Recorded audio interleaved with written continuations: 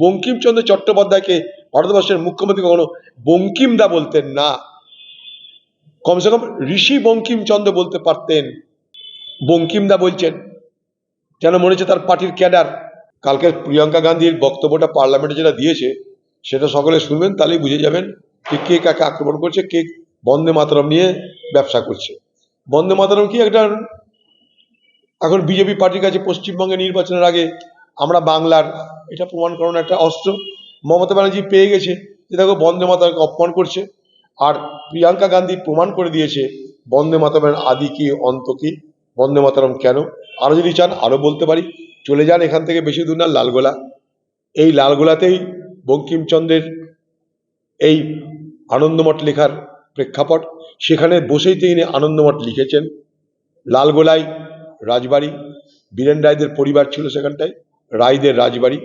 সেখানে সন্ন্যাসী বিদ্রোহীরা সেই রাজবাড়ির পিছনে একটা জায়গায় জড়ো হতো, কলকালি নাকি একটা নদী, সেইখানেই তাদেরকে ব্রিটিশের বিরুদ্ধে লড়াই করার জন্য শিক্ষা দিত সেই রাজ পরিবারের একজন পুরোহিত।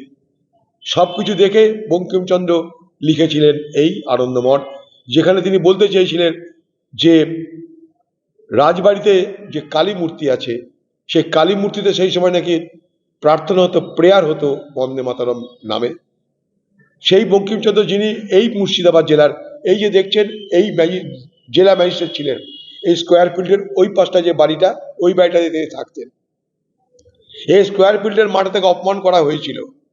তিনি যাচ্ছিলেন এই তার বাংলোতে যাচ্ছিলেন মাঠ ধরে পালকিতে চেপে, ব্রিটিশরা ক্রিকেট খেলছিল, তারা তাকে যেতে দেয় না, তাকে অপমান করে।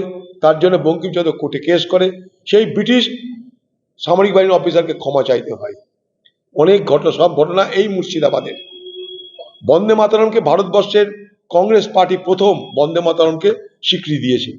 1937 সালে প্রথম কংগ্রেস পার্টির যে সভা হয়, বর্ধিত এআইসিসি সেশন হয়, অধিবেশন হয়, সেখানে বন্দে মাতরমকে গাওয়া হয়।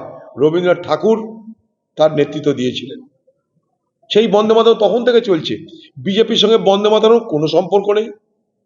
বন্দে মাতরমে যে 4টা স্ট্যান্ডার যেটা স্ট্যান্ডার নেওয়ার কথা বলছি, যে 2টো স্ট্যান্ডার নেওয়া হয়েছে, সেটা সিডাব্লিউসির সর্বসম্মত অনুমতিতে নেওয়া হয়েছে। সেই সিডাব্লিউসির কমিটিতে সর্দার বল্লভভাই প্যাটেলও ছিলেন, সবাই মিলে সিদ্ধান্ত নেওয়া হয়েছে। এখন নেই কাজ তো খই ভাজ। দেখাতে হবে বিজেপিকে যে ভারতবর্ষের স্বাধীনতার আন্দোলনে কংগ্রেস কিছু করেনি, ভারতবর্ষের সংবিধানে কংগ্রেস কিছু করেনি, সব করেছে বিজেপি আর বিজেপির পূর্বসূরীরা, যারা ব্রিটিশ আমলে ইতিহাস বলছে যে ব্রিটিশ আমলে এই বিজেপির পূর্বসূরী হিন্দু মহাসভা আরএসএস, তারা ব্রিটিশের দালালি করত, তারা কোনোদিন বন্দে মাতরম জয়ধ্বনি দেয়নি। আজ তারা কংগ্রেসকে খাটো করার জন্য পার্লামেন্টে যেহেতু সংখ্যাধিক্য আছে, বাতলা মেরে ইতিহাসকে বিকৃত করার চেষ্টা করছে। অতএব তারা নিজেরাই জানে না ইতিহাস কি। না হলে বঙ্কিমচন্দ্র চট্টোপাধ্যায়কে ভারতবর্ষের মুখ্যমন্ত্রী কখনো বঙ্কিমদা বলতেন না, কমসে কম ঋষি বঙ্কিমচন্দ্র বলতে পারতেন। বঙ্কিমচন্দ্র চট্টোপাধ্যায়ের পরিচয় ছিল ঋষি বঙ্কিমচন্দ্র, সেটা তো বলেননি। বঙ্কিমদা বলছেন, যেন মনে হচ্ছে তার পার্টির ক্যাডার। এইভাবে অপমান কেন? যা বলতে জানে না বলবেন না, বলবার সময় জেনে, ভালো করে জেনে বলবেন, এটা তো ভাবা উচিত। এটা একটা অপমান আমি মনে করি। আমি এই বাংলার, এই মুর্শিদাবাদের, যেখানে এই বন্দে মাতরম প্রথম রচিত হয়েছিল, এই মুর্শিদাবাদের লালগোলায়, এখনো সেখানে যে গেলে দেখতে পাবেন সেই মন্দির আছে, সবকিছু আছে।